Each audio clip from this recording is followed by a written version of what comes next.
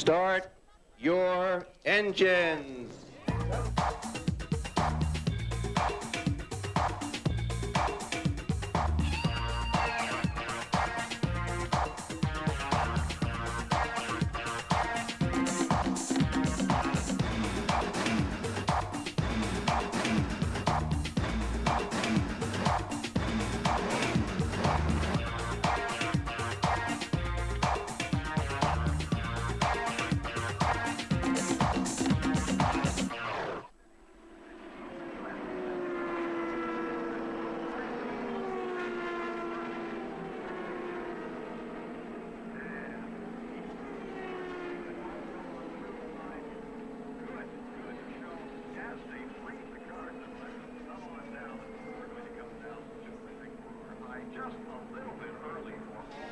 A championship lead of 25 points for Nigel Mansell in the Indycar series with 5 races to go. Nigel in peerless form with back-to-back victories on ovals. Now for the run-in to the title.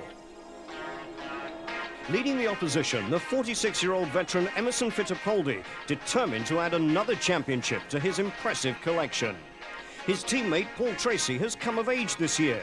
He may look like a studious college boy, but he's a tough, brilliant young talent. For Nigel, it's been a good couple of weeks on the track and off it at Road America in Wisconsin. For the race fans, as usual, he was the center of attention. For his family too, naturally. And there were old friends about as well. Derek Warwick over from Europe during a gap in the Formula One schedule, receiving good vibes on the Indy scene.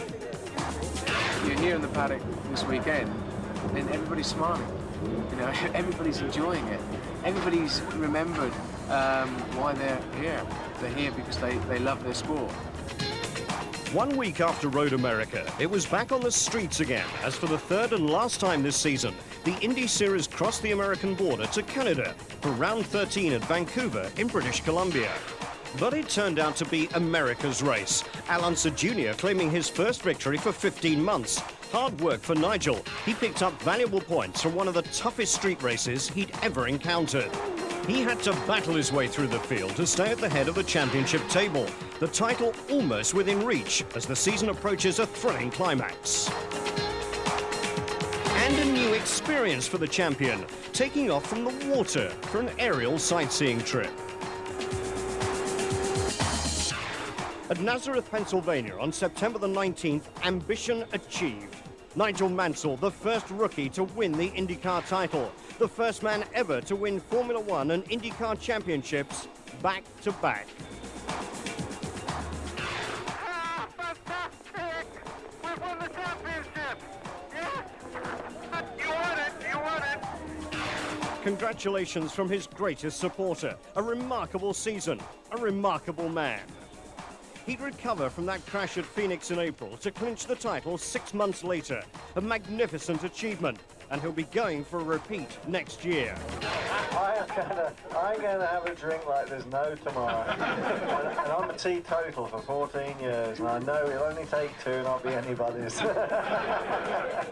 It's absolutely terrific. Nigel did an outstanding job. I mean, he didn't worry about a couple of points. He just went for the whole thing.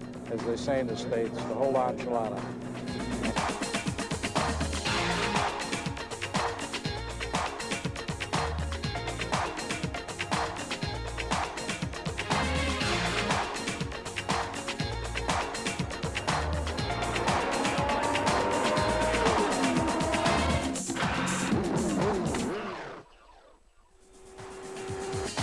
August in Wisconsin, the perfect time to stage a major sporting event in the state before the onset of winter, when, as they say, the locals move out of their cabins and burrow up for the duration. Wisconsin is hardly the most metropolitan area of the United States, but it does have a fine racetrack, Road America, a demanding circuit, 4 miles long, 14 turns with climbs and dips. Nigel arrived at Elkhart Lake almost 2 weeks after that fine win at New Hampshire, his second in succession on an oval, giving him a 25-point lead in the championship, with the Penske pair, Fittipaldi and Tracy, both having clocked up a century of points. For Nigel, Elkhart Lake was again uncharted territory. Advantage Penske. Emerson won here last year, and Paul Tracy holds the lap record. The Newman Haas team arrived at the circuit a day earlier than normal to allow Nigel the opportunity of a quick recce. Learning the long circuit with all its intricacies takes time, and time cannot be spared during practice and qualifying. Of all of America's road circuits, this is the fastest, the most challenging. 1, 2, 3, 4. Do you have a copy? Great copy. I'm right behind the pits now, going up the hill underneath the bridge. So, copy you real good, Jim. Nigel's teammate Mario Andretti had tested on the circuit a few weeks before, and the team had gleaned some useful information from that session. But for Nigel, this was all new. After a couple of laps of familiarization, he was ready to go. Look at this lap from the champion's view. Past the start and finish line. Flat in 5th gear, you're doing now 190, 195 miles an hour. Breaking down to 3rd gear into the right-hander. Accelerating as quick as you can. And now you go down the hill up to 4th. Braking from about 170 down to 3rd again. Around another right-hander. Very slippy around here. Accelerating out a little bit slower into 4th. And now just under the bridge and now into 5th. And now you're getting upwards of 200 miles an hour and you start dropping downhill again. Going down and braking about 300 yards right down to 2nd gear to a left-hand hairpin. Round here, bit of understeer, pushing it out there on the throttle. 3rd gear, under the bridge, down to 2nd again, keeping it in tight. A lot of understeer here, accelerating 3rd, flicking it round here now, trying to go flat out round here. Now you drop down the hill in 4th gear. Again approaching this 170, down to 2nd. And now around this corner, very important, accelerating 2nd, 3rd, 4th, and into the carousel. This is like the Bosch curve of the Österreich ring in Austria years ago, incredibly. Flat out now out of here and approaching what they call the kink at 180 miles an hour into 5th. And this kink now is almost flat, it's incredible. And now you're getting upwards of 200 miles an hour again, dropping down, coming to a right-hander now that you're taking 2nd gear, braking hard. 4th, 3rd, 2nd. Accelerating out of here, uphill again underneath the bridge, 3rd, into 4th now, and then just holding it, staying 3rd, into 4th, and now braking hard again down to 3rd, accelerating around the corner. Now you've got to go uphill again, you can see in the distance, you've got to climb the hill. Nigel quickest in first qualifying, almost a second faster around the 4 miles than anyone else. Massage this thing as much as we possibly can do. Just got to go racing. And we just got to race what we've got. That's good. I mean, for him to do 47.4, awesome. He's just plonked down, you know. Paul Tracy was limping around the paddock after a crash in practice, bruising both legs. His right ankle, injured earlier at Long Beach, was especially sore. A year ago at Elkhart Lake, Tracy started from pole position. Amazing, considering he'd hurtled off the circuit during practice. A big crash, disaster only narrowly averted for both driver and spectators. In second qualifying this time at Elkhart Lake, Tracy snatched pole position by 0.4 of a second. It's going to be tough to win the championship if Nigel finishes every race, but you know it still can be done with the way the points are put out. I think if we can get a couple more wins and maybe Nigel has some DNFs, that we'll be right there. But if Nigel finishes every race, it's going to be very tough and it's going to make for a great finish. Fittipaldi won last year, having led for 41 of the 50 laps, but he was pushed all the way to the checkered flag by Al Unser Jr., just 0.7 of a second behind as they crossed the finishing line.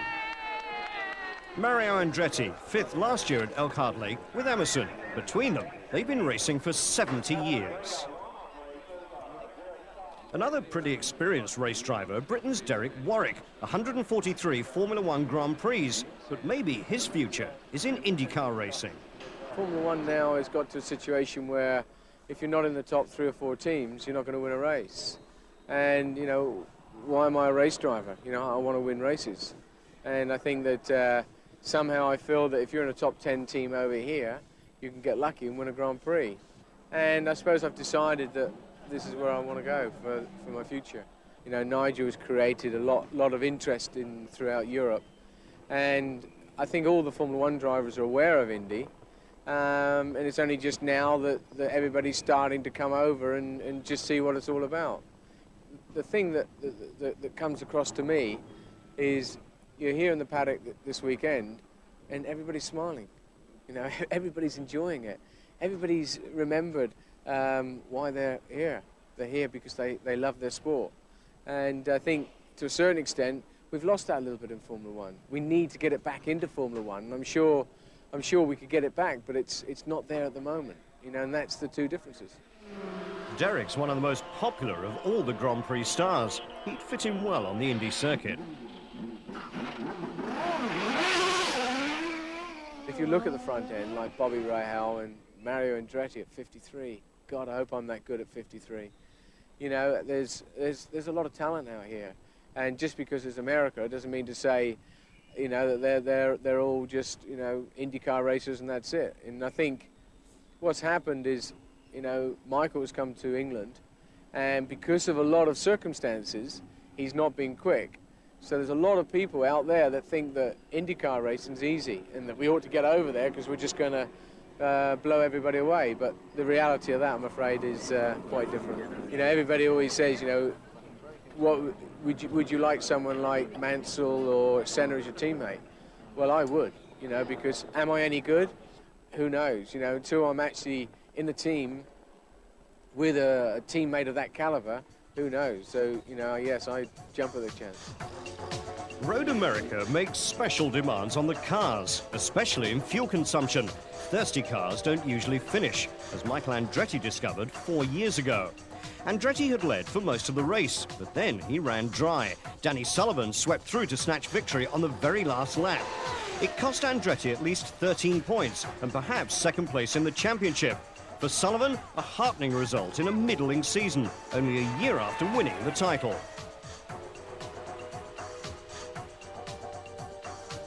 But it was a chastening experience for Andretti and the Newman-Haas team.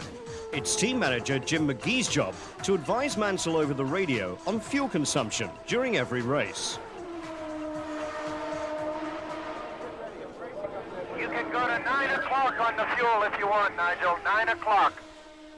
What I'm going to tell you about and show you is the fuel adjuster in here. You probably heard us talking in the race, Jim McGee telling me 6 o'clock, 7 o'clock, 9 o'clock and 12 o'clock on the fuel settings. What we have here is the knob for the fuel. That currently is at 9 o'clock. When we have a yellow flag, we put it at 6 o'clock, and what it does, in fact, it makes the mixture leaner, and we save fuel. And what we try and do is get maximum fuel efficiency on the slow laps. And then obviously for the engine to run really efficient, we put it at 12 o'clock, which is basically 100%. The engine's getting 100% fuel. And I can't tell you the percentages, what they are at 9 o'clock and 6 o'clock, but obviously it's a lot leaner. So that's the way we save fuel. The other way of saving fuel is this is the boost knob right here, which is above the fuel knob. And you just turn that anti-clockwise, that reduces boost. But the best way to conserve fuel is come off the power a little bit on the accelerator, and of course leaning the engine off. The only thing you must remember when you lean the engine off, though, you can lose a little bit of power and you can put the temperatures of the engine up a little bit. So that's what all the RT is with 6 o'clock, 9 o'clock and so on. Very, very important part of the race.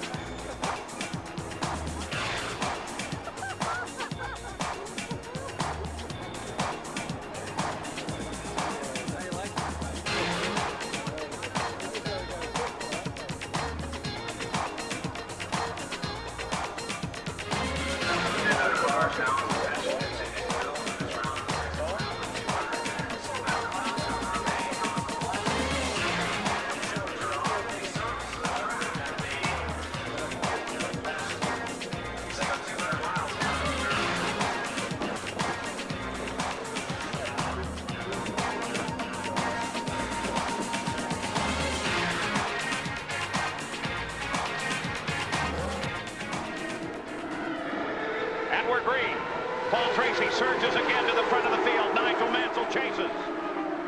Andretti battles for third place against Raul Boisel as Mansell comes in right behind Paul Tracy. And Tracy leads him through the first corner. Now downhill and a tremendous set of elevation changes at this track. Emerson Fittipaldi looking for racing room as he closes in as well. Robbie Gordon actually went outside Emerson in that turn one, but we're inside with Mansell very briefly, right up behind Tracy. Paul Tracy now has to hold off as Nigel Mansell does everything he can under heavy braking coming down into Station 5. Mario Andretti ducks inside of Nigel Mansell. They climb the hill still in the same order. Look at Robbie Gordon. Robbie Gordon is flying on this opening lap. Gordon gets around Al Unser Jr., comes up to the top of the hill. The rest of the field comes through safely. Now Paul Tracy begins to pull away a little bit. Keep an eye on that black car of Robbie Gordon as he lines up behind Raul Boisel.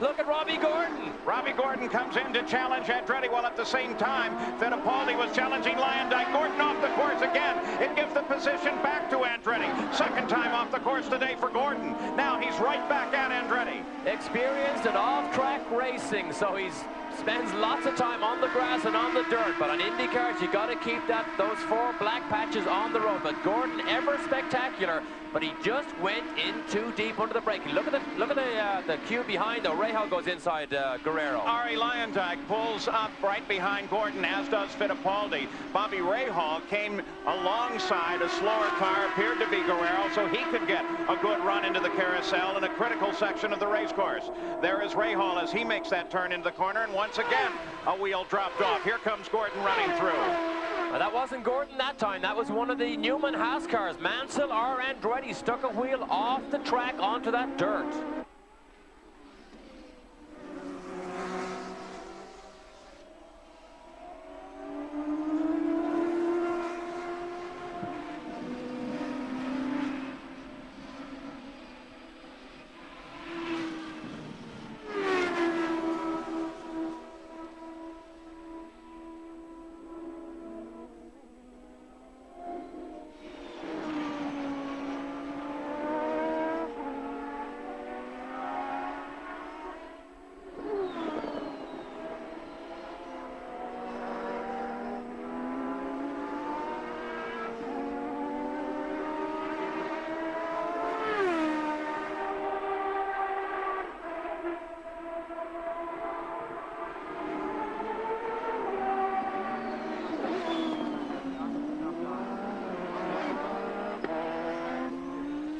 Paul Tracy has acknowledged a white flag at the start-finish line indicating one more lap to go. Mario Andretti made it back into the pits. They're still working on his car. Ari Lyondike made it back into the pits.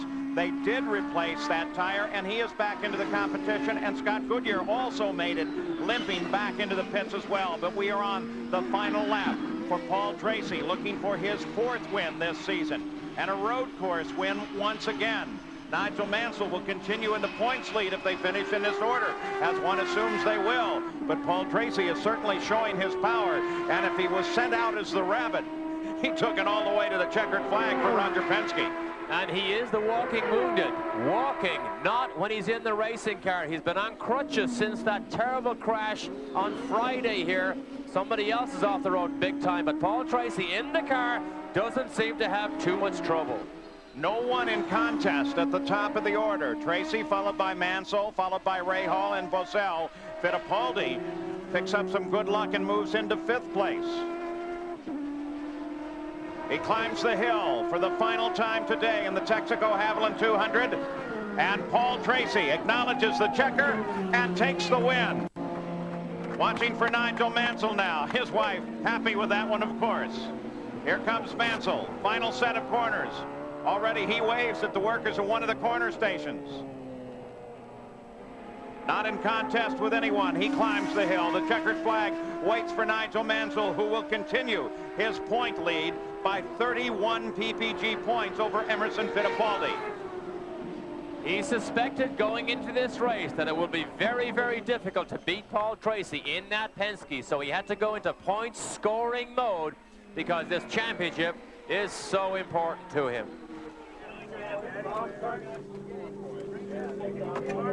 Well, you just got me out of the car. There's not much you could do about that race, could I? Penske was just fabulous. He was flying. We worked pretty hard and tried to give him a hard time on the opening laps. And then on the restart, but then the first pit stop, he must have had a real good clean pit stop because I never saw him again. It's a lonely race, that one. You know, very happy. That's how championships hopefully are won, just by collecting the points. Today, second place for me is very valuable.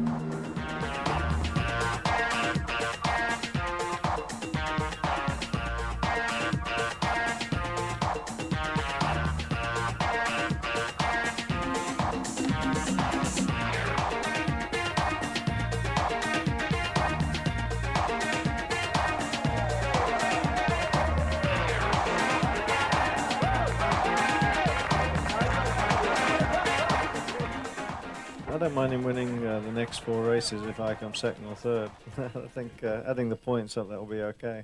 You know, I said yesterday the Penske would be very, very quick, and I think Paul proved how quick it is today. He drove great. We've just got to pay very special attention with what we have to work with, and as I say, I've got no complaints at all today. It's just that we weren't quick enough, we weren't competitive, but everything worked beautifully, and you know, I'm just happy to have been second.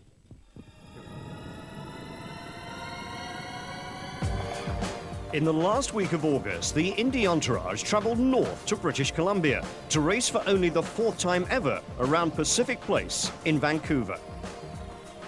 Constant reminders of the country's history, set amongst spectacular scenery.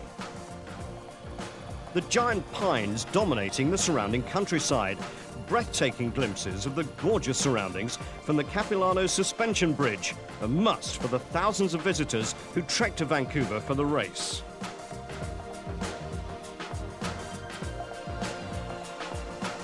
Undoubtedly, the best way to travel in these parts. Nigel had a brief opportunity to indulge his fascination for aircraft and flying when he took off from False Creek for a short visit to nearby Victoria Island.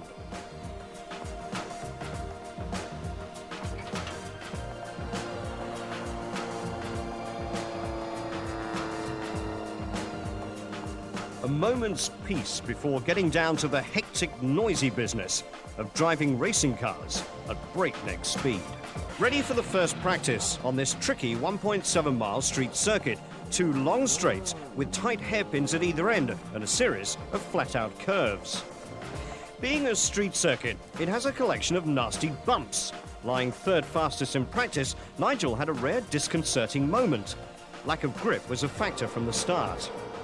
In Saturday qualifying, Red 5 made the acquaintance of Willie T. Ribbs' Lola, and as a result, the spare T-car was brought out, and relations between Nigel and Willie remained cordial.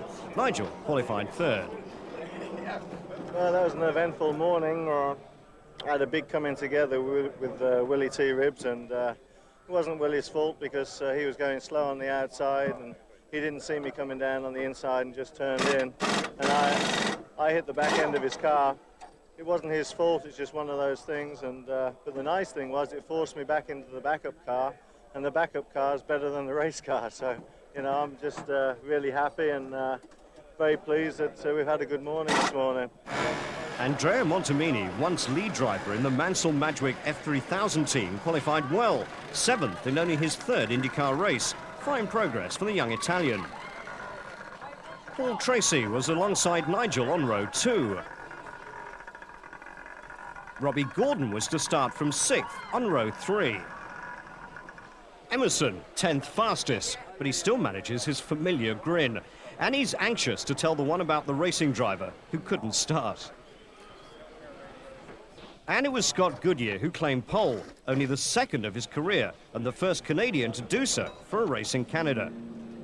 And the best qualifying performance for the team so far. Bobby Rahal, second quickest. It's really tough, as I say, A, getting a clear lap, and B, it's you know, it's got a lot of fast corners, so you have to get the car set for those, but then it's got a lot of slow corners too, so it's... I got him. People are going to talk about us if you keep that up. But I knew he was breathing down my neck, so I had to, you know, get going. So, what about tomorrow? What 105 laps? It's a hard race. It's a fun race, but traffic is so key and passing is so difficult. I mean, it's last year was a demolition derby. You know, I saw Emerson and Al Jr. go over the top of each other, and I thought, well, that takes care of them, and they started right up and kept going again. So it's going to be hard. I'm just glad that we're up in the front because I've started here 6th, 7th, 8th before, and it's bad. I'd like to resurrect or end this year on a high note, I guess, after all the troubles early on. And you know, it's just, this enthuses you. You know, it excites everybody when you're running well, and just you know, next year we won't make the same mistakes we made this year, that's for sure, and start out strong and hopefully don't give up. Any advice for the gentleman to your left who's never raced at Vancouver? Slow down, be very careful when you pass, signal when you pass. And don't forget, he's going to do fine, believe me. Next year he's going to have the Honda engine with another 40 horsepower. That'd be nice. He'll be smiling all next year. But no, I think it's fabulous that Bobby's on the front row with Scott Goodyear. I think for the championship, it's very good for me, and you know, I wouldn't mind at all sort of just following them all the way home tomorrow. Just get those valuable points and keep in front of the Penske's. But have a great one tomorrow. Thanks, mate. Right. Cheers. Well, good morning and welcome to Vancouver. A fantastic venue for the 13th round of the PPG Indycar World Series, and it's been an eventful weekend already. We had a little incident the other day with Willie T. Ribbs forcing me into the backup car, the spare car, which was a bit nerve-wracking in point of fact, because the time I had on the first day we had to disqualify ourselves because that's the regulations here, and we went up into the backup car yesterday, but fortunately it was a little bit better than my race car, so I mean, sometimes these things work out for the better. Today, expectations really, from looking at the video of last year, we just really want to stay out of trouble. There's a bit of bumper cars last year, there's lots of small incidents, and really all I want to do is finish and collect those valuable points towards the championship.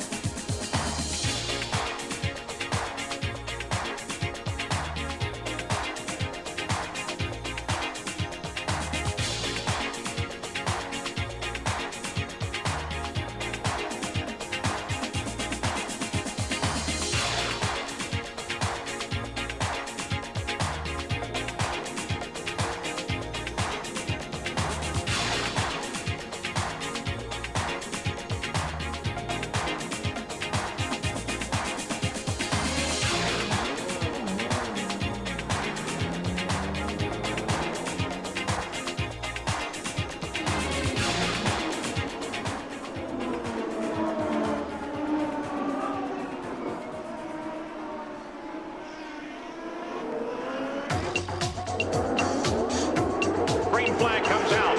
Start is good. Here comes Tracy as he tries to torque in behind Bobby Rahal. Scott Goodyear leads them into the first corner.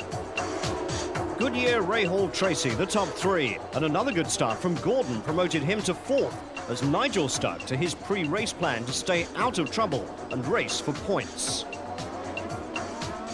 The first full course yellow occurred very early in the race. The track blocked by a three-car incident involving Gruyère, Johnny Unser and Jeff Wood. 6 o'clock, Nigel, 6 o'clock. Gordon's out. He must have blown the engine or something. Emerson's in 11th position. Okay, that's good. From the restart, Goodyear resumed in the lead. Tracy had slipped past Rahal into second place as they lapped the circuit in under a minute. Tracy simply barged through into the lead. Hot on his tail, Rahal followed him through for second place. Rahal now moves on Tracy. Bobby Rahal makes a move and picks off Tracy going into the first corner. Nigel Mansell, intent on making the finish, stayed out of trouble, running fifth, well in the points and poised to capitalize should any of the leaders fail. Then disaster for Tracy. Having lost the lead, he slowed to a crawl with mechanical problems. Nigel in the pits for the first time, but the car stalled.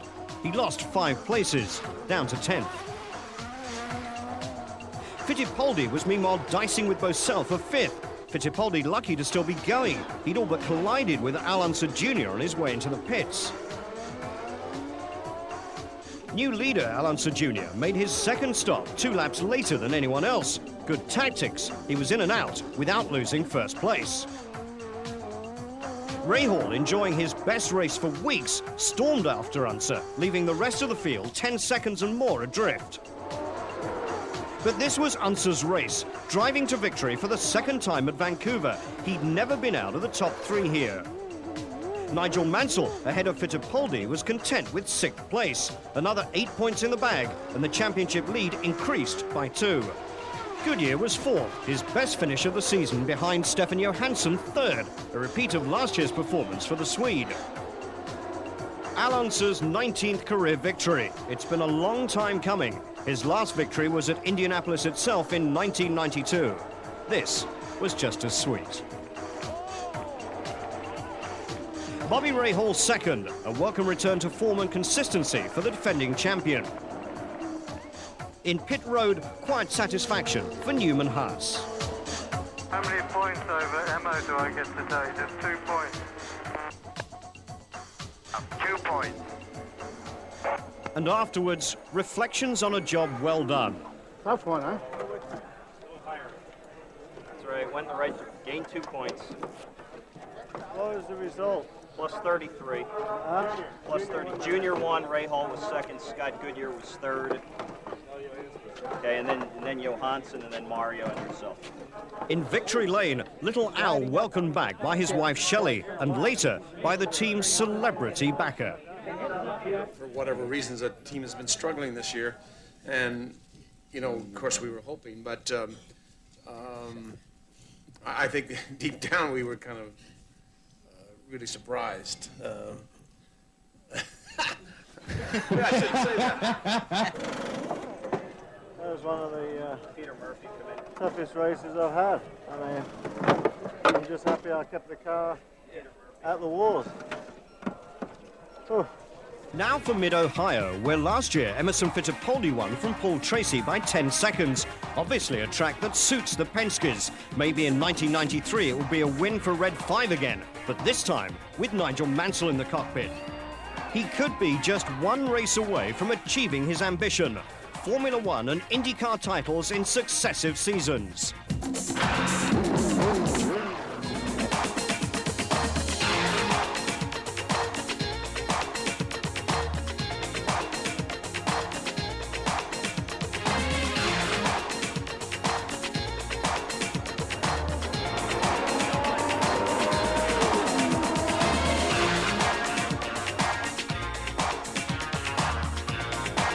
Fittipaldi leading the challenge to Nigel Mansell going into Mid-Ohio, round 14 of 16.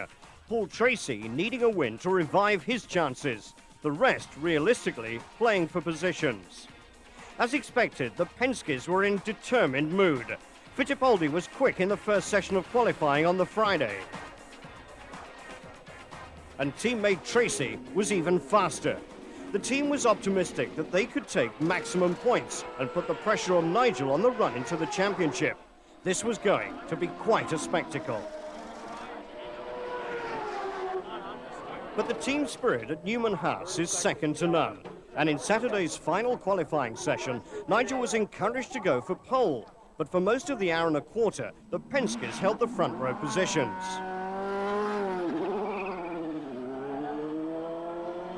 Paul Newman, race fan and team owner, delighted to have seen his man Nigel Mansell in action at almost every venue throughout the year. And this venue was reminiscent of some circuits in Europe. Getting ready for the qualifying lap, very, very quick over here. Second and third onto the short straight, fourth, keeping it in fourth now, around a left-hander, very fast, 160 miles an hour.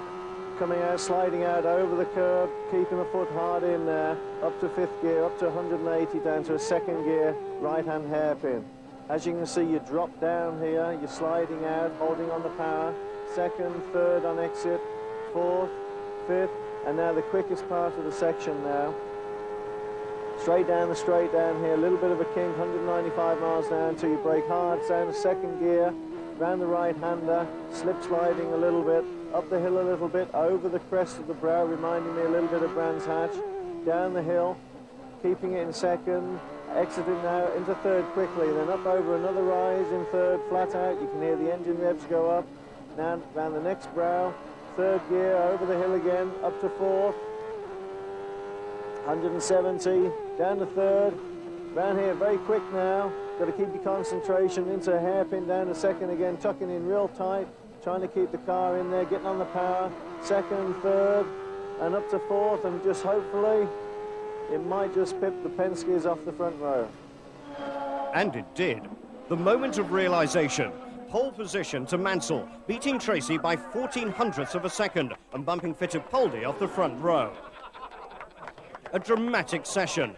4 drivers laid claim to pole in the last 3 minutes, but when it mattered most, it was Nigel Mansell. That might be the most valuable pole position we've had all year. We gained another point. I mean, there's hardly anything in it at all, and I mean, it puts us 34 points in front going into this race. The team just did a beautiful job. I mean, we did some changes on the car, which you might have seen, and one of the changes was a backward step, the other changes was a forward step, so I mean, I'm just really thrilled that we just pipped the Penske's off the pole, because they were strong, and what can I say except, oh boy, I'm happy at this time, and it's going to be a real interesting race tomorrow, so no mistakes tomorrow, no problems hopefully, and we'll just see what happens. A rare moment of relaxation in a hectic season. Practice for a charity softball game due to be staged the following week at Nazareth. Nigel's more used to hitting a stationary golf ball than emulating Babe Ruth. But he's an excellent all-round sportsman, and he soon got the hang of this. Unfortunately, he had to pull out of the big match against a team of drag racers. He just couldn't risk being injured prior to such an important race. No lack of enthusiasm among the competitors. All right, Rob! Yeah! Willie T. Ribbs giving vocal encouragement. Matsushita looked as though he needed it. And Emerson Fittipaldi more used to handling a gear stick than a baseball bat.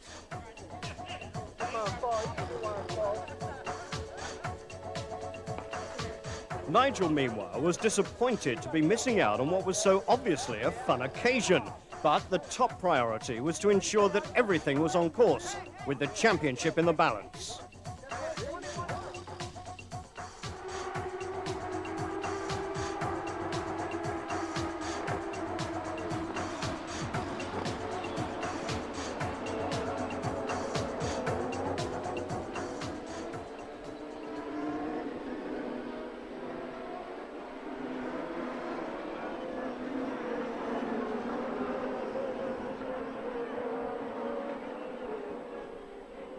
The field in the control now of Nigel Mansell, the pole sitter.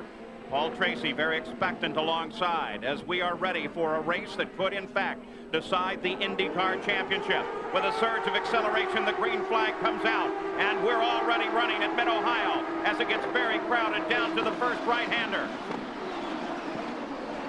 Paul Tracy sweeps to the outside. Mansell closes in and battles with Fittipaldi. One car spins. Groff. Second car goes for the inside. Mike Groff already off there. And that's created some confusion in the field. And look at Nigel. Look at Nigel. What's the problem there?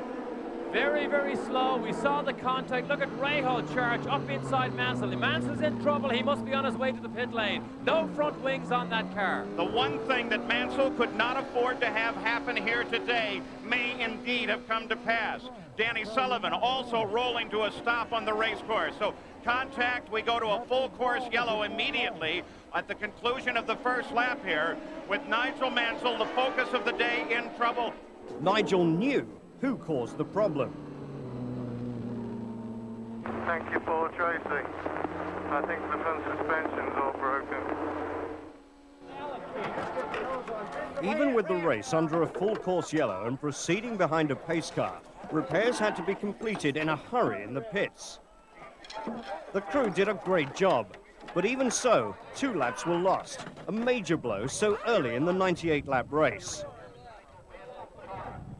It was now a case of gleaning as many points as possible.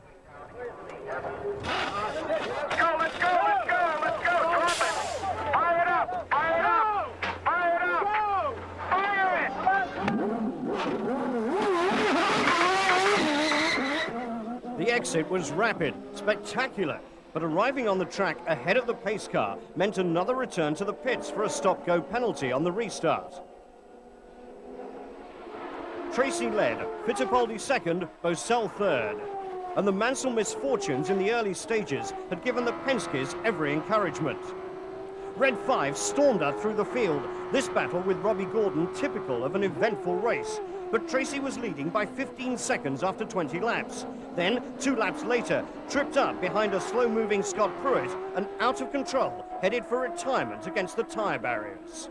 And is that shades of Bobby Rahal last year, where he ran off the corner and almost ended his possibility of a championship? Roger Penske has been on the radio to Paul. Not anymore. Paul unplugged it and got out pretty quick. Well, here it is again. That's a mistake. That's a driver error. You can't call that anything else. You have to be able to adapt to slower cars being in your way, particularly when you're passing them or lapping them. That's something he must do. He just threw away another race win. Well, that creates a battle back at the front of the field, as Fittipaldi is now sitting about 7 seconds ahead of this battle, and this is now a battle for second place between Mansell and Alonso Jr. And it has also opened up the championship, because Emerson now could possibly be in a position, well, he is right now, to get winner's points, and Mansell has yet to get in a position to score any points. Well, given the current positioning, we could leave this race with Mansell still at the front of the order, but he would lose 20 precious points to Fittipaldi. That's assuming it stays the way it is, and we're not going to begin to make that assumption. And we've dropped Teo Fabi from this group right here. Fabi, who is having a great run, hung on to the back of these guys, and he has been dropped. He is no longer behind Scott Goodyear. If you're tracking Eddie Cheever, he is finally back in the race after a 21-minute repair. They finally got him back out and into action. We watch the battle for second. It continues on. Now here we have Robbie Gordon battling with Arie Luyendyk as they start to chop at one another as they move through traffic and continue their battle now for 9th place. They all moved up when Paul Tracy came off. Here's Mansell now. Mark Smith is the next attack point here. He comes down the inside, and we do hear you can see some drops of rain on these camera lenses now. Oh, you think this was interesting before? What's going to happen now? That will open up some difficulties here. Oh, look at this. Gugelmin, Robbie Gordon, and Luyendyk all embroiled in a battle here for position. Gordon has not been able to pass Gugelmin. Three-way fight for 8th, and they close on Mark Smith in 7th. Yellow flags out there for Paul Tracy as the Indycar safety team comes to get him off, and it looked like Teo Fabi off the side. Alonso Jr. chasing the race leader and trying to limit the room available for Fittipaldi. But the Brazilian's far too wily for that, and Unser came off worse. But somehow, he stayed in the race.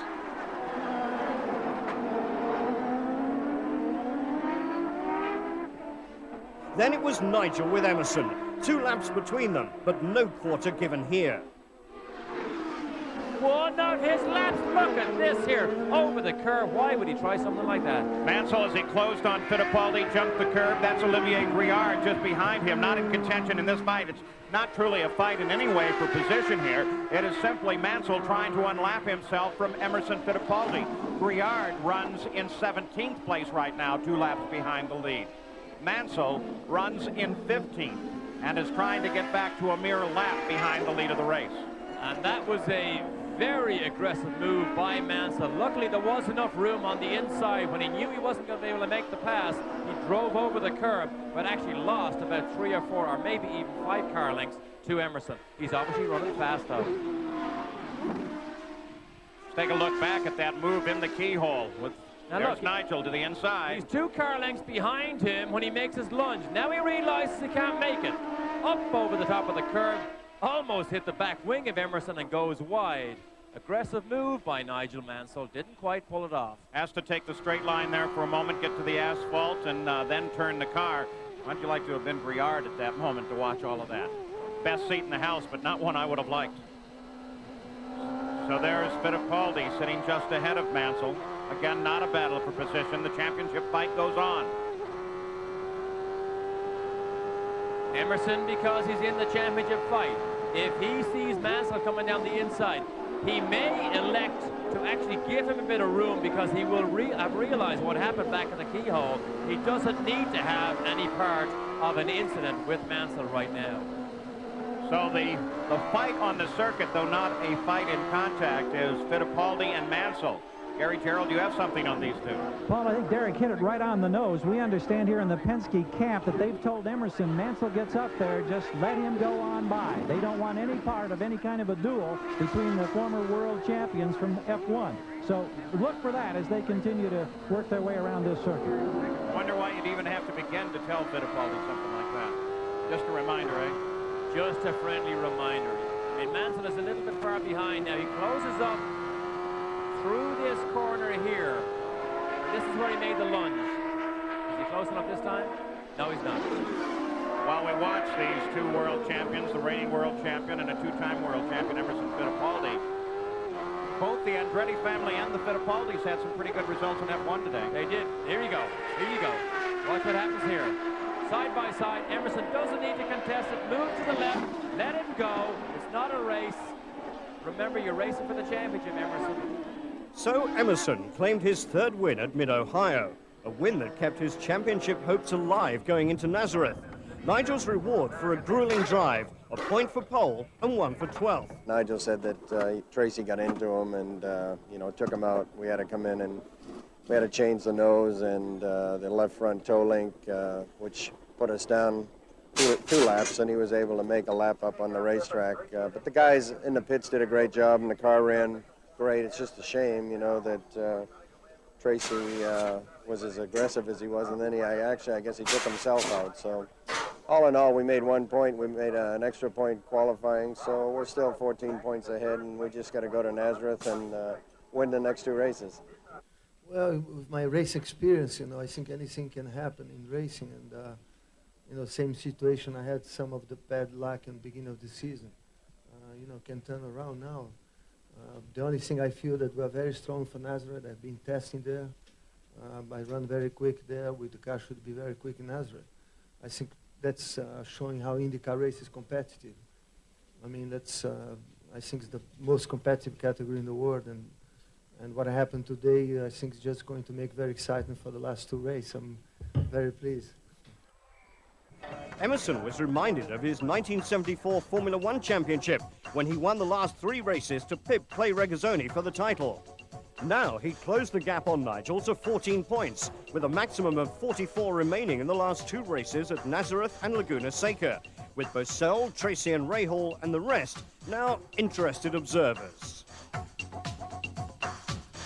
Nazareth, Mario Andretti's hometown, but Penske's own circuit where they've dominated in the past. Fittipaldi winning in 1989 and 1990. Nigel's tested here recently. It's a small track with huge character. Incredible weekend in Prospect because this is another mile oval, but it's a try 1 mile oval. Also, if you measure the circuit properly, it's probably just over 0.9 of a mile. It's not exactly a mile. It's a 1-groove racetrack. Like Loudon and Milwaukee, you had 2 or 3 lines you could take. Here, there's not 2 or 3 lines. There's 1 groove, there's 1 line to take to be quick. And only if you have the cooperation of the other person in front, you can sometimes overtake on the outside or the inside. But, you know, very, very difficult circuit indeed, and a heck of a racing prospect. A week after claiming his first podium position in Formula One, Michael Andretti was at Nazareth to end speculation about his future. He announced he was to return to IndyCars with Chip Ganassi for 1994, after less than a season with Ron Dennis at McLaren. I personally don't think, and I know Michael's Formula One career is not over, but next year he'll just come back and just demonstrate what a very talented driver he is, given the equal equipment that he'll be able to have available to him next year. After this year, when I sit back and look at it, I can surely say that I think I'm a better race driver for it and a better person for it. I think I learned so much about people, about everything, about life, about myself, and had I not done it, I think then I would have regretted it. So I'm not saying I'm done. I mean, it's still very much open for me to go back there, but for right now, with the way the situation was, I felt that I wanted to not let this option with Chip Ganassi go by, and you know, I'm very happy with the way it all happened. The weather was not kind at Nazareth. Saturday's qualifying session was wiped out, the circuit awash, and so the field lined up in championship order on the grid. Mansell ahead of Fittipaldi on the front row, but the lack of practice handicapped everyone. Meanwhile, the news IndyCar had wanted to hear. Nigel will stay with Newman Haas till 1995. There was a number of points. I mean, the team was one thing. Living in America, working in America, and the family living here and the children going to school was another. But it goes further than that. You know, the opportunity to do the job and to do the job fairly and have a governing body which, you know, presides over the rules and make sure that, you know, things are run as competitively as they can. And there's no question that I like the rules over here. I think the fairness of play, the different amount of winners that you can have in this series, and everything kept as close as possible is, you know, is good for great racing. And I think you've had some wonderful, if not great, races this year to prove it. There's a whole host of other points as well, which I won't mention, but, you know, comes into effect too. And, you know, I mean, just some which are very important are the sponsors, the attitude of the sponsors, the way they want to go racing, the way they want to support the program. You know, of course, above all, the premium thing for me was having an incredible human relationship with Carl and Paul. And, you know, I've worked, and I think this is the biggest compliment I can give for them.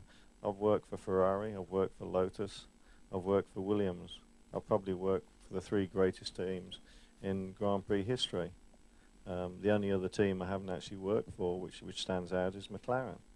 But we see what you know, what relationship he's had, what Michael's had there this year. It's not been rosy. It's been difficult.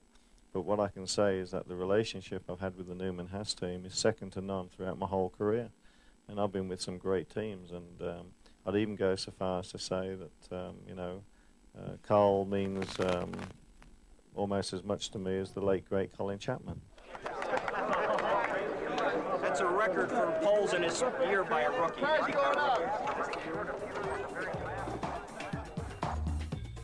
After the deluge on Saturday, race day was clearer and brighter, and a relaxed Nigel was visited by a young fan.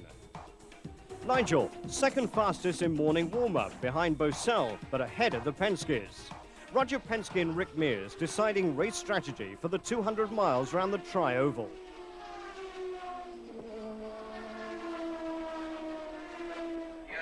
The championship contenders at the driver's briefing conducted by starter Jim Swintal. No need for him to be concerned.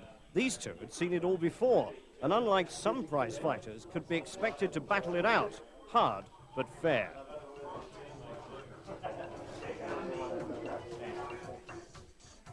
Nigel's team manager, Jim McGee, once a Penske man, now an integral part of the Newman Haas setup. Emerson Fittipaldi starting alongside Nigel on the front row, and nothing less than a win will do. For Nigel, good luck from Mrs. Mansell. The sense of occasion, about to take a step into history, unless Emerson could pull off another shock victory. An important decision made. Nigel would run in the race car, despite a water leak in practice.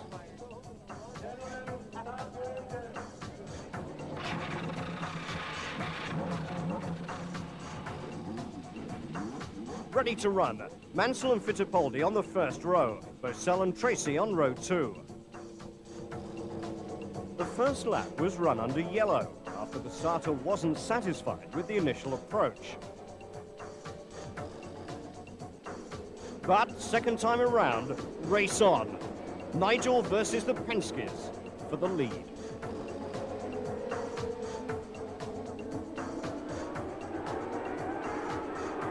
And the green comes out this time. As Nigel Mansell drops back a bit, Tracy comes sweeping around, and the Penske cars lead this race going into the first corner. Now moving to the backstretch. Mansell sits back in third. But he soon lost third. Raul Boesel surging through on lap 4 of 200. Nigel experiencing handling problems with the car. Real difficulties on an oval as tight as this. Lap 11, Tracy past Fittipaldi. Good news for Nigel, but still the Penskes had the race under control.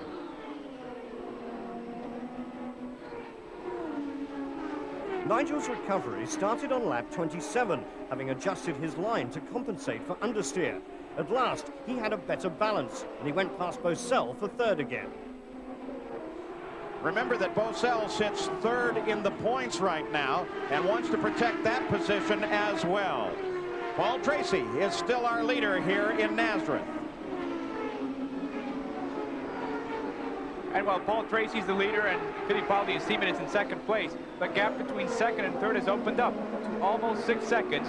And here's Nigel Mansell, who's in third place. Wow, that view just there, seeing Scott Brayton just cutting right across the front of Nigel Mansell. We saw him almost get taken out by Hiro Matsushita earlier and give him a wave with the fist. Nigel is dealing with the traffic very well. There is absolutely nowhere to go, guy, here. If you're caught in an accident in front of you, there's just nowhere to go here. Just a concrete wall, which calls for bringing an end to the day. And Nigel is just doesn't necessarily have to win this race, but he's out to score points. He wants to score 9 more points than Emerson Fittipaldi scores today, because that will give him the PPG Cup. And here's a view from on board Bobby Rahal, who won here last year. Yeah, Bobby Rahal is now currently running in, I believe, 9th place. Had a victory here and, of course, went on to win the championship last year. Not in a position to do that this year, but is running well in his Lola, getting ready for his Honda engines coming in 1994. Moving up to the battle for second place now, as Mansell comes up and begins to challenge with Fittipaldi. Battle for the track, battle for the championship. Paul Tracy is just a few hundred yards ahead. There's Fittipaldi. You can see the rear wing of his car. Look at Mansell. He weaves left. He leads right. There's Rahal sitting just in front of them. Oh, this is a great fight. I'm sure Emerson would love to have Tracy back there to help him to block, to be a bit of a blocker on Mansell. Not necessarily to block him trying to make a pass, but I'll tell you what, support from your teammate in this situation when you're under attack is welcome. And once they got around Rahal, did you see how fast they pulled away? Now they swing, fighting traffic again, as Fittipaldi moves up to the outside of Johansson, and Mansell loses ground. Bad run in traffic there for Mansell. He was all over Emerson, and suddenly within 1 lap, we said it earlier, it happened so fast here, suddenly he loses almost 2 seconds. Continuing under green flag racing, 41 laps complete. Tracy's still the leader. Fittipaldi was the early leader. He now runs in second. And Mansell has broken off contact for the moment. So it's static at the front of the field as the battle of the championship continues. And so the race within the race continues. Fittipaldi and Mansell now 1-on-1, mano a mano at this point, with only 8 cars in the lead lap, and the whirlwind continues. Very much so. They're already beginning to lap, like you say, all the field. Only, I believe, 8 still on the main lap. We've had some guys pit. Scott Brayton has pitted. Danny Sullivan has pitted. And as you also heard, Mauricio Guzman has pitted to make some adjustments to the car. Eddie Cheever, of course, in the King Motorsports car, which is very good on the ovals. We know that with Roberto Guerrero in it. It wasn't doing so well on the street and road courses. He's got a very good car, and he is now running in 8th place. Stefan Johansson has managed to get his way up to 9th, and there's a great battle going on for second place between Emerson Fittipaldi and Nigel Mansell. You saw earlier, Nigel lost quite a bit of ground in the traffic on that last manoeuvre. He gambled, he went left, and now he went right, and now it looks like he's going to be able to put the move on Emerson as they go into the turn 2. Indeed, not only that, they're both coming up on Paul Tracy, so both Marlboro Penske cars are slowing down, relatively speaking, to Nigel Mansell, who's charging for the lead, and this is very bad news for the Penske team. It's going to be a case of which guy is going to get the best fuel economy too, as far as the Lola is concerned, the Ford is concerned, and the Chevrolet V8 is concerned, and that's where a lot of this race could be either won or lost, is right on pit lane. And remember a guy in Mid-Ohio last week trying to make up ground. Mansell went so quickly he had to stop at the last minute to get some more fuel. Let's rejoin Paul Page and Derek Daly with this battle going on between Mansell and Fittipaldi. At the Bosch Spark Plug Grand Prix, Nigel Mansell was able to mount a challenge on Emerson Fittipaldi and get around into second. Now he is beginning to challenge Paul Tracy. So here is a fight for the lead, and look at him dial inside of Tracy. The crowd comes to their feet and begins to cheer as Mansell comes into the lead. What a move by Mansell. He is so decisive. Now he's outside of Mario Andretti, his teammate. Mario. He just completely blows an identical car right into the weeds. Mario obviously is not happy with that car. We hear it is loose. That is the driver's nightmare here. He is loose. But Mansell's car is exceptional at this stage of the race. He did set fastest lap of the race at a 20.8. But the two Penske cars are in trouble after 48 laps. Brian Till has come into the pits because he's been complaining his car is loose. Mario Andretti just headed down pit road as well. I guess that pass by Mansell convinced him. But every time Mansell makes a pass down the front straightaway, all of the crowd just comes to their feet and begins to cheer. Let's go back and take a look at what put him in this position. Here was Mansell challenging Fittipaldi. Tries to go outside, gets a great run. Now look, from Indycar down the inside under braking, and Fittipaldi has nothing to do except allow him to go by. Within 2 laps, he attacked Paul Tracy, which you see right here, same favorite position down the inside under braking. Wasn't able to pull it off, but boy, did he get a run. Watch this here.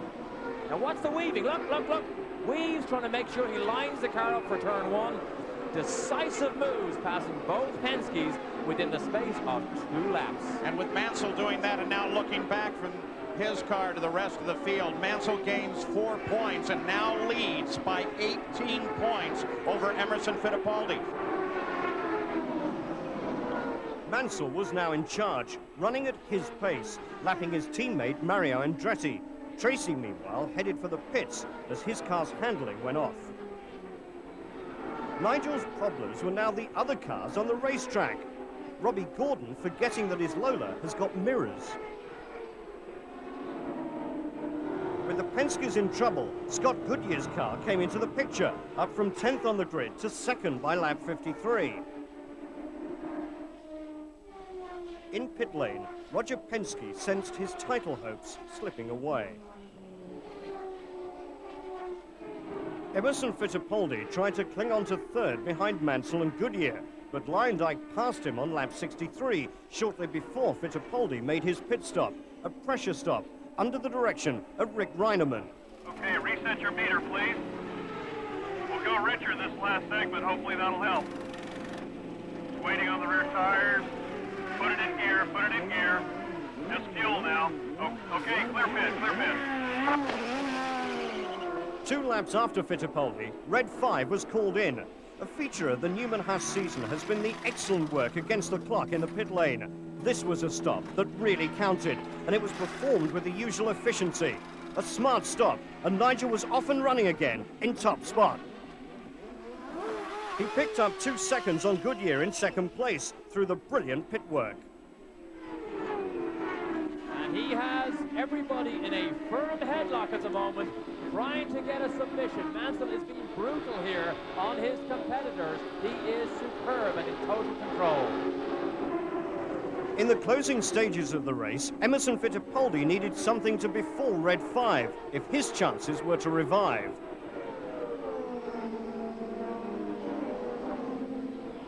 Taking nothing for granted, Paul Newman striding the pit lane anxiously,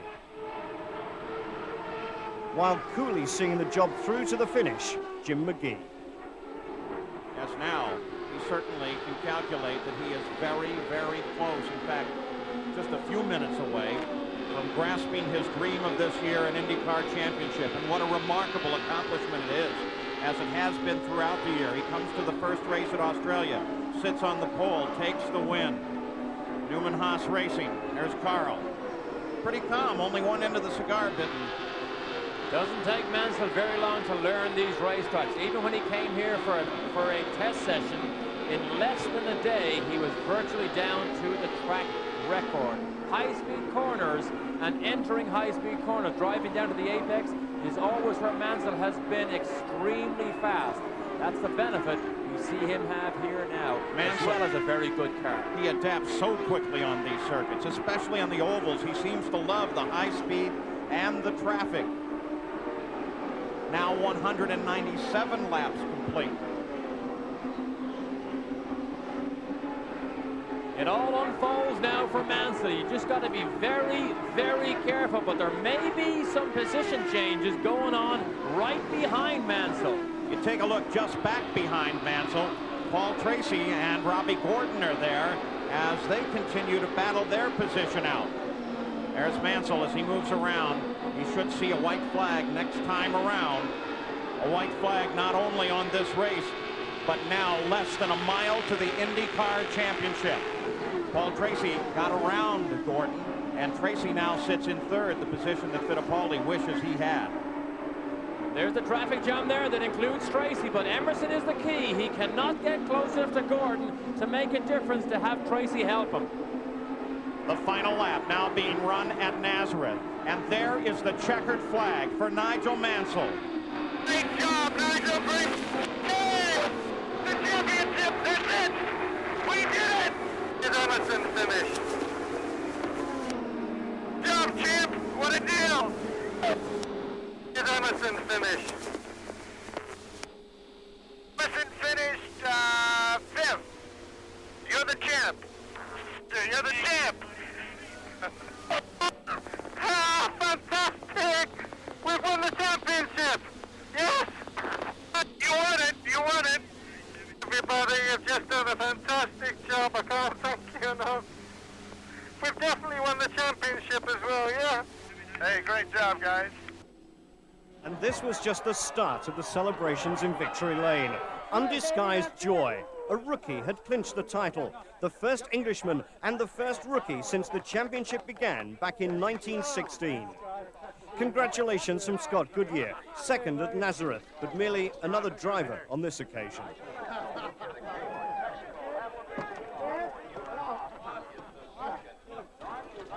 Emotional moments. Roseanne, Nigel's wife, best friend and best supporter.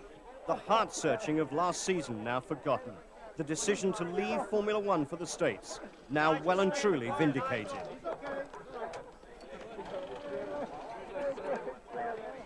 Everyone, it seemed, wanted a share in this most emotional of occasions.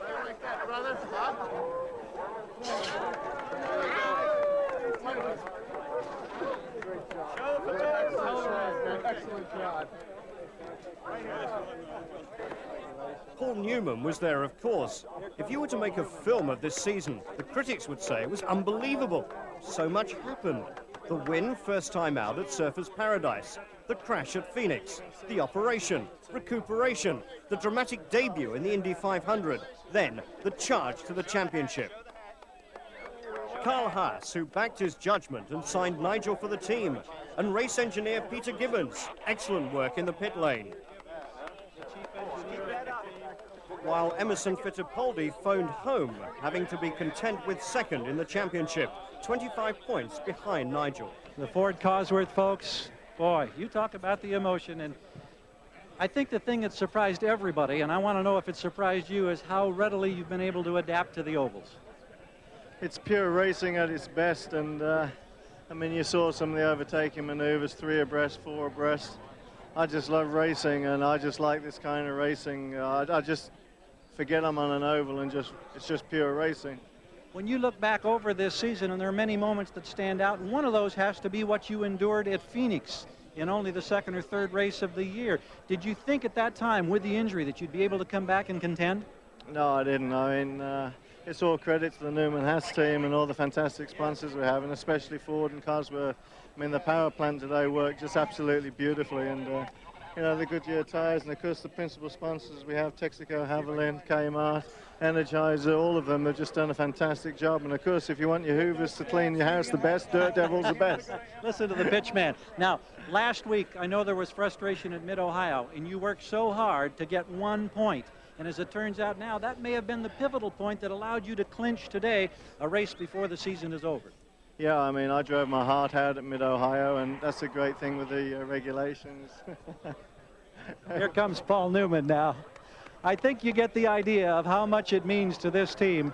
And keep in mind, a new contract signed yesterday. Nigel, we look forward to seeing you in an IndyCar again, not only next year, but for a year beyond that at least. Congratulations. Hey, thank you, and congratulations to the team and the boys, the mechanics. Just did an absolutely outstanding job all year, and it's all credit to them. And Newman Haas team manager Jim McGee, master race tactician. I like to put that right. We did it the right way. And for Nigel, just one more to record the dream come true. It makes you feel so proud. I mean, the feelings I have are exactly the same, if not better than the feelings when I won the World Championship last year. And I think last year I had a lot of things going my way. Number one, I didn't have a major accident at the second race, and I didn't have to undergo an operation during the course of last year. And there's no question we had some great backing and great machinery behind us. What makes this so special is how close it was. And, you know, I'm just grateful to all the sponsors, but I can't thank Carl and Paul publicly enough for, you know, making a very, very special dream come true. It's heavy. Carl, you hold it. Yeah, you got it? All right. You got it? Okay. I ain't going to have a drink like there's no tomorrow. and I'm a teetotal for 14 years, and I know it'll only take 2 and I'll be anybody's. It's absolutely terrific. Nigel did an outstanding job. I mean, he didn't worry about a couple of points. He just went for the whole thing. As they say in the States, the whole enchilada. And he drove, if you watch the race, with some great moves, and he lapped the whole field with the exception of Scott Goodyear, which he had a half a lap lead on. And it's great for the whole team, for all our mechanics, our engineers, Paul and I. You know, we're walking on air a little bit right now. We're happy. Well, it's a great relief, you know. I think that, you know, the team has done a fantastic job, and Nigel's just been awesome, you know, on the ovals. And, you know, it's greater, I think, than any of us ever expected him to be. And Peter, my mate, Peter's been the one, you know, that's been responsible for the setups and, you know, bringing Nigel to where he is right now. I mean, it's been really fabulous. Been a great year, fun year. And I think, you know, we're looking forward to more, really. I think this is his first year, and he's established himself now. And, you know, we got to look forward to dominating this sport if we can. We'd like to do that. I certainly enjoyed today. I hope you did, and stick with us because we have Laguna Seca in 2 weeks. And to be able to go there with no pressure would be fantastic. We're playing a lot of golf. And later on tonight, I think I'll have quite a headache, or maybe in the morning. But I'll tell you, these are one of the happiest times I've ever had in my life.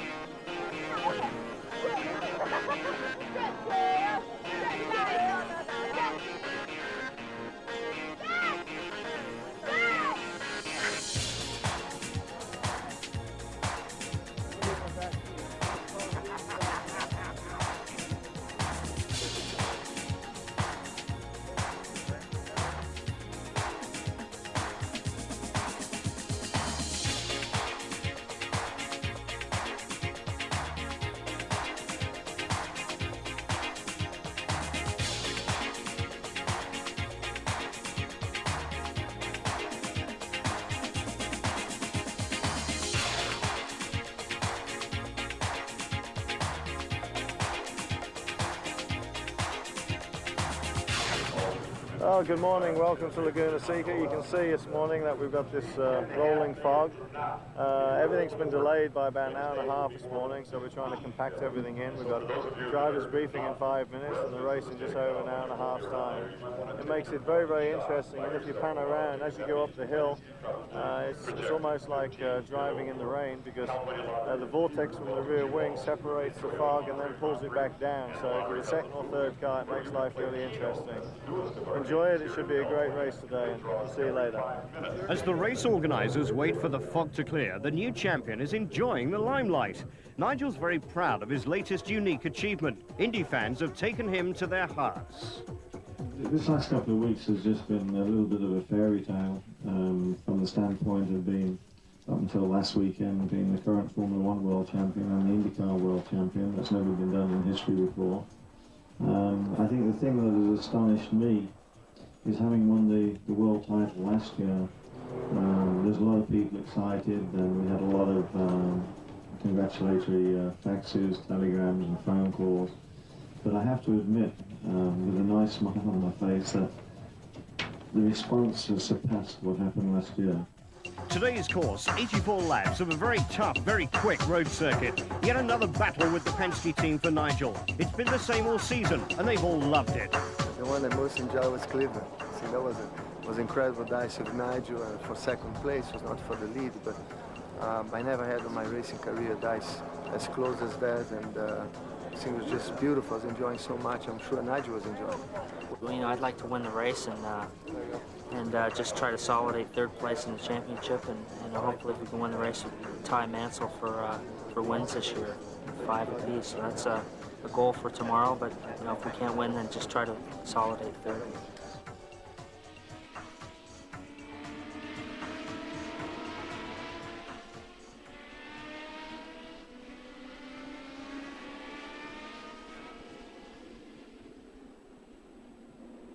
The field under the control of the pole sitter, Emerson Fittipaldi, his teammate alongside Nigel Mansell, and Danny Sullivan closing up just behind. There is the green flag at the start-finish line, and here we go. Through the first set of turns. A complete turn back now, taking a look back from Nigel's car as Goodyear, Sullivan, and Lyondike in the fight. Sullivan and Lyondike side by side there. Mario Andretti comes in behind. Great start by Sullivan, but a tremendous start by Paul Tracy. He got just a half a car length on Emerson, and he began to move down. Emerson backed off, and Tracy had the line. There's Johansson. Johansson in the field right behind Mario Andretti. The car running fine to this point. We'll definitely keep an eye on that for you. At the front of the field, it is Paul Tracy, then his teammate Emerson Fittipaldi. We look at the rest of the field as they come up the hill through turn 5. They come now all the way to the top of the hill. And Paul Tracy makes his first pass down through the corkscrew. There's no doubt Tracy was disappointed after qualifying. He was in P1, position 1, until Emerson, on the very last pass of the checkered flag, grabbed away that pole position from the young star in Penske's stable. Coming around to the completion of the first of 84 laps, 186 miles. Paul Tracy, there is Fittipaldi, and look at the contrails with the heavy humidity come off of the rear wing surface of his car as he turns down into the corners. Testing is so vital. Emerson was the one that came here. Oh, look at Tracy, gets the wheels off on the outside. That's the dust and the sand that we spoke about earlier. But Johansson claws his way past Mario. Exactly what you suggested at the starting, Derek, is when they kick off the course like that, it sprays everybody behind him. Was it a factor, though, in Johansson getting past Mario? No, it wasn't. Johansson already made the pass under braking down into turn 2. Turn 1 is the little kink at the top of the pit straight, and that very tight left-hander is what we call turn 2. You can hear Mansell grab those gears all the way down through the gearbox to third gear. Third gear might sound a bit high, but remember they use 6-speed gearboxes here. So third gear, in fact, is like a first or a second gear of years past. And of course, these engines pull so well from down low in the rev range, you actually can use a higher gear than you could use, say, 3 or 4 or 5 years ago. Mansell 6 has ground to make up now, but very soon the challenge will come from Bobby Tony Rahal, a 4-time winner on this course, who closes in now just behind Mansell. Here's the view from his car as they went into the last corner. Watch the wing. Now what happened here? He turns in. Oh, I see what happened. Oh, it didn't come off accidentally. That's what it was. Mansell did a rodeo ride up over the top of Scott Sharp's car. Wasn't able to make the pass. Wheels contacted. I wonder, is Mansell's right front suspension now broken? Here it is again. It's under braking for turn 11, the slowest corner on the racetrack. Makes a commitment down the inside. Doesn't get close enough. Scott Sharp turns in, doesn't see Mansell. Up over the top, knocks the rear wing off, loses a couple of positions himself, and sends Scott Sharp back to Tony Bettenhausen for hopefully a spare rear wing, and he can continue. One incredibly lucky man, I would say, Nigel Mansell. That could have flipped the car right through the air. Behind Mark Smith, moves aside, Mark moves to the left, Mansell goes through. I'm looking to see, is there any damage on Mansell's car on that right front wing? I don't see anything, so it looks like it was literally just a suspension wheel-to-wheel contact, and we presume nothing is bent. Take a look at this onboard camera. We can study the suspension parts. They all look straight. Now, despite that contact, it looks like he's gotten away with it.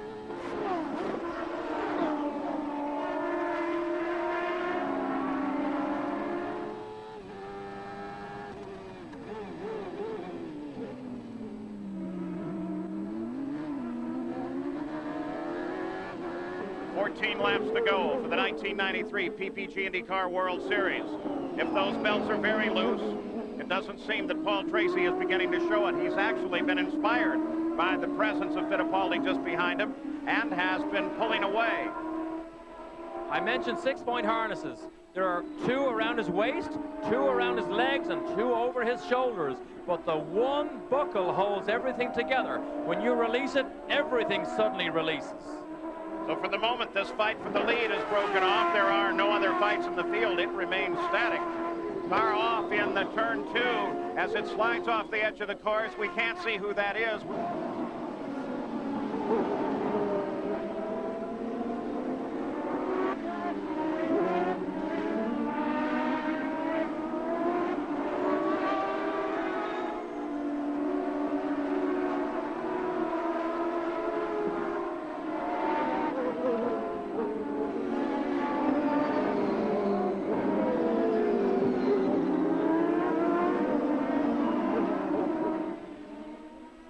Well, there you have the end of the 1993 PPG World Series, and what an eventful race that was. We had lots of comings together with back markers. Unfortunately for me, I came together with Mark Smith at the end of the straight, and my wrist got whiplash. It's badly sprained and it could be broken, but I'm still smiling. We won the championship. It's a bit unfortunate. Emerson Fittipaldi had a close one too when he was overtaking Hiro Mashuta. And what can I say except stay with us and look back over the season and see how it's all gone. Great job, Nigel. Great. Yay! The championship. That's it. We did it.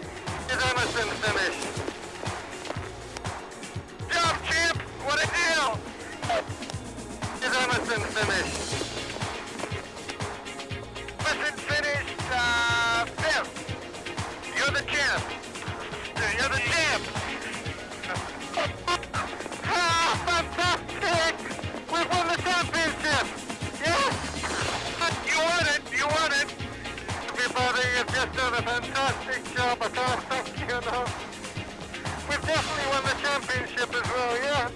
Hey, great job, guys.